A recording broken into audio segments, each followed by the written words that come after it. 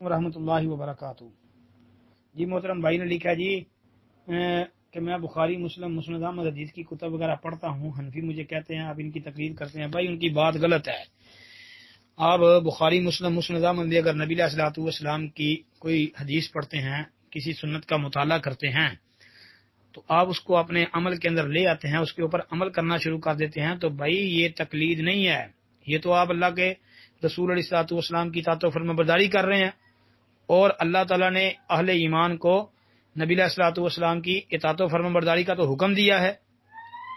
قرآن پاک کے اندر بے شمار جگہوں پر اللہ تعالیٰ نے یہ بات بیان فرمائی ہے۔ آپ سورہ نساء آیت نمبر 59 کا مطالعہ کر لیں، اللہ تعالیٰ نے اس میں کیا بیان فرمایا، یا ایھا الذین آمنوا اطیعوا اللہ واطیعوا الرسول واولی الامر منکم فإن تنازعتم فی شیء فردوہ الی اللہ والرسول۔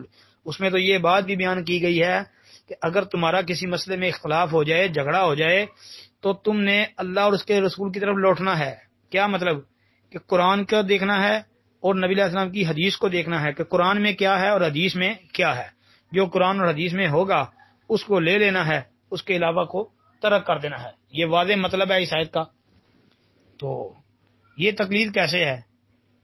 اصل میں حنفیوں کے دماغوں کے اندر جہالت بھری ہوئی ہے، جاہل قسم کے یہ لوگ ہیں، تقلید کی پٹی آنکھوں پہ باندھی ہوئی ہے، قرآن و سنت سے دور ہیں، اور اس طرح کی باتیں بنا بنا کے لوگوں کو پریشان کرتے رہتے ہیں۔